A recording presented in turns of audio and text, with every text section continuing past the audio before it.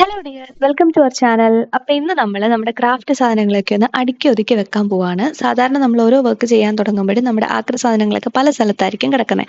അപ്പോൾ അതെല്ലാം കൂടി പറക്കി കൂട്ടി നമ്മൾ ഒരു സ്ഥലത്ത് വെച്ചിട്ട് നമ്മുടെ വർക്കൊക്കെ ഒന്ന് ഈസി ആക്കാൻ പോവാണ്. ഫസ്റ്റ് നമ്മൾ ഒരു ഓർഗനൈസർ പർച്ചേസ് ചെയ്തിട്ടുണ്ടായിരുന്നു ഫ്ലിപ്കാർട്ടിൽ നിന്ന്. ഇതൊരു 500 റുപ്പീസിന് താഴെയാണ് വന്നിട്ടുള്ളത്. ഇതിൽ 6 കമ്പാർട്ട്മെന്റ് ഉണ്ടായിരുന്നു. അപ്പോൾ ഈ 6 കമ്പാർട്ട്മെന്റും സെയിം കളർ ബോക്സ് വരുന്ന പോലെ ആയിരുന്നു ഞാൻ ചൂസ് ചെയ്തത്. ഇത് നമ്മൾ നമ്മുടെ എല്ലാ സാധനങ്ങളും ഇതിനകത്ത് ഇൻക്ലൂഡ് ചെയ്യാൻ പറ്റും. അത്യാവശ്യം സൈസൊക്കെ ഉണ്ട്. കുറച്ചുകൂടി വലിയ തിങ്സ് ആണെങ്കിൽ നമുക്ക് വേറെ വെക്കേണ്ടി വരും. നമുക്ക് നമ്മുടെ റിബൺ, ടേപ്പ്, ഗമ്മ് അതുപോലുള്ള ഐറ്റംസ് ഒക്കെ സ്റ്റോർ ചെയ്യാനായിട്ട് പെർഫെക്റ്റ് ആയിട്ടുള്ള ഒരു സ്റ്റോറേജ് സ്പേസ് തന്നെയാണ്.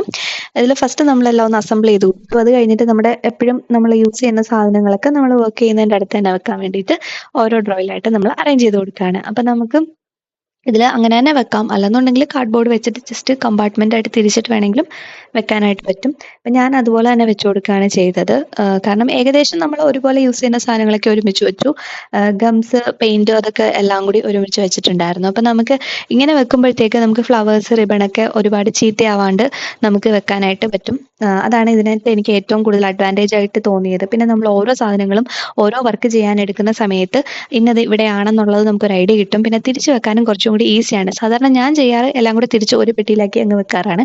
പക്ഷേ ഇത് കുറച്ചും കൂടി യൂസ്ഫുൾ ആണ്. നമ്മൾ ഇങ്ങനെ ചെയ്യുമ്പം നമ്മുടെ വർക്ക് ചെയ്യുന്ന ടേബിളിൻ്റെ അടുത്ത് തന്നെയാണ് ഇരിക്കുന്നതെങ്കിൽ നമുക്ക് തിരിച്ച് വെക്കാനൊക്കെ കുറച്ചുകൂടി ഈസി ആയിട്ടാണ് എനിക്ക് തോന്നിയത്.